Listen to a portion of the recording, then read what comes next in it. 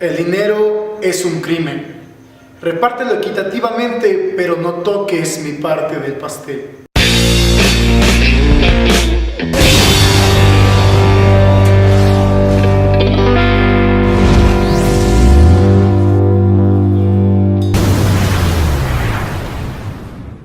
Bienvenidos una vez más a mi canal Butaca de Cultura. Les repito, mi nombre es Charlie y esta vez hablaremos de algo que algunos llamarán sinfónico, psicodélico o tal vez espacial. Exactamente, hablaremos de una de las agrupaciones más importantes de los años 60, Pink Floyd. Esta agrupación fue conformada principalmente por Syd Barrett, Nick Mason, Richard Wright y Roger Waters. Podríamos decir que estas cuatro personas revolucionaron la industria de la música con un método bastante peculiar.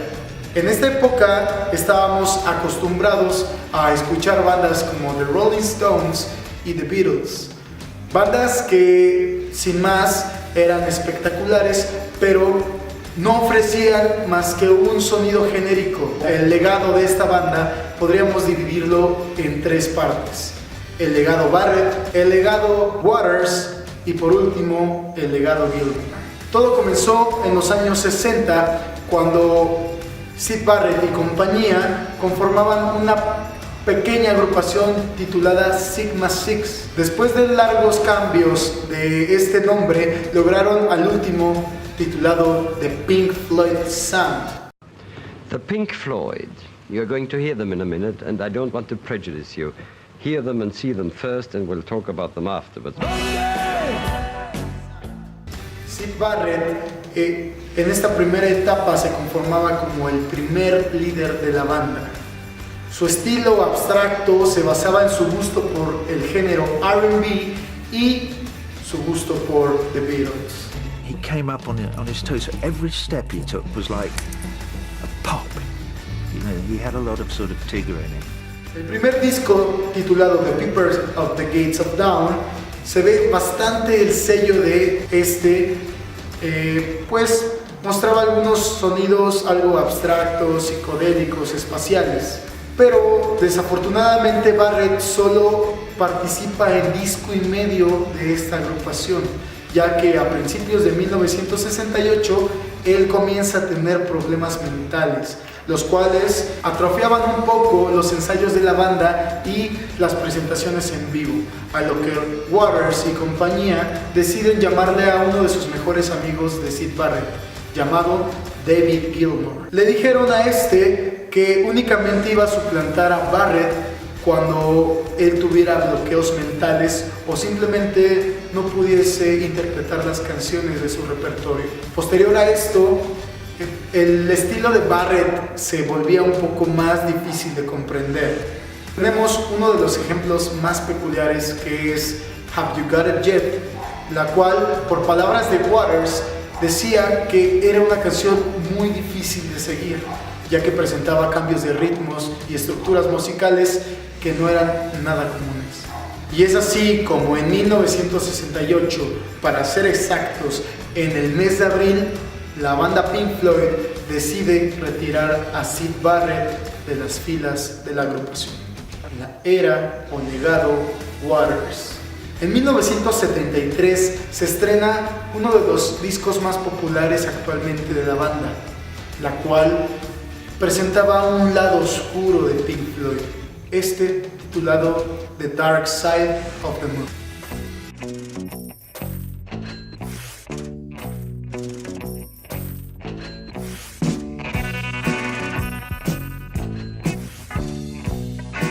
Waters se empeñaba cada vez más en tratar de evolucionar el sonido que presentaba Pink Floyd, logrando transmitir muchísimo más el rock sinfónico y psicodélico, añadiendo instrumentos como piano, saxofón, flautas, entre otros instrumentos. Algo que bandas de en ese entonces no solían agrupar. Canciones como Breath, On the Run y Time son estas las que dan inicio al viaje interestelar que presenta The Dark Side of the Moon. Seguido de este disco Dark Side of the Moon viene uno de los más queridos por los fans empedernidos de esta banda, titulado Wish You Were Here.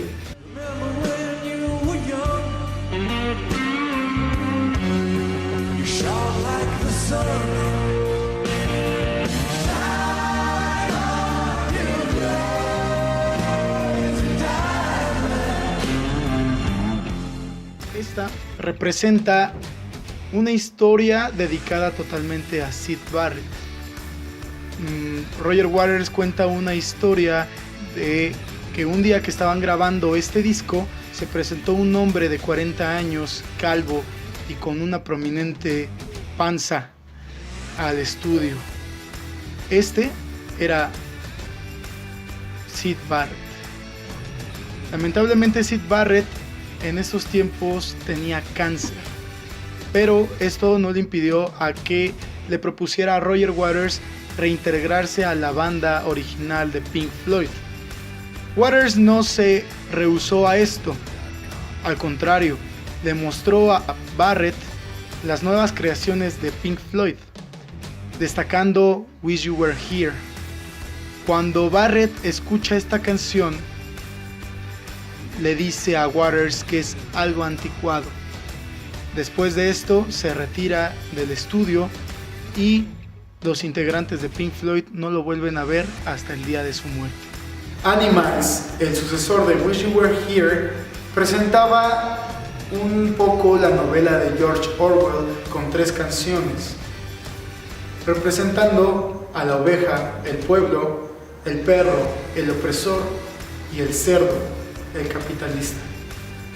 El resultado fue una obra maestra, pero no sería hasta 1979 que llegaría el segundo disco más conocido de Pink Floyd, titulado The Wall. Este venía acompañado de una escenografía bastante espectacular. De hecho, Roger Waters sigue implementando esta escenografía en sus actuales conciertos. El disco presentaba 2 etapas, a Syd Barrett y a Roger Waters. La primera, a un Roger Waters en su niñez, que era oprimido por una familia católica por las interesantes medidas de la sociedad en ese entonces. Y la segunda, a un Syd Barrett envuelto en las drogas, deprimido. Se dice que es una obra maestra, pues no nada más veíamos a Richard Wright y además tocando sus instrumentos, los acompañaba una orquesta sinfónica. En la etapa final de la era Waters tenemos un disco titulado The Final Cut, que fue el último donde Roger Waters participó. Este se ve envuelto de una crítica social bastante fuerte, donde criticaba a la Armada Británica, puesto que su padre durante la Segunda Guerra Mundial pierde la vida. Y es así como Waters se ve envuelto una vez más en la crítica socioeconómica y política de su país.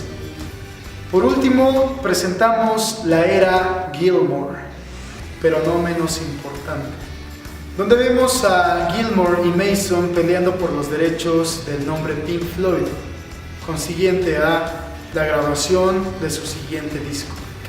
A Momentary Lapse of Reason es el disco que dirigió David Gilmour. Algunos críticos dicen que suena totalmente a él y que no debería de tener el nombre de Pink Floyd, que era una especie de insulto a toda la historia que este representaba. Sin embargo, no podemos decir que es un mal disco, solo que tenía ritmos diferentes a Pink Floyd. Es más, podríamos decir que el cambio de la era Waters a Gilmour se vio muchísimo más marcada que cuando Barrett dejó la batuta del líder de la banda. Lamentablemente, todos los fanáticos esperábamos un nuevo disco o una nueva gira con los 4 integrantes originales. Desafortunadamente esto nunca llegó. Pero el 2 de julio de 2005 se presentaban en Live Aid de Londres, luego de 24 años sin tocar juntos. Fue uno de los reencuentros más emotivos de toda la historia, aunque veíamos el roce que había entre Nick Mason y Roger Waters. Y desafortunadamente en 2008 Richard Wright pierde la vida, poniendo fin a Pink Floyd.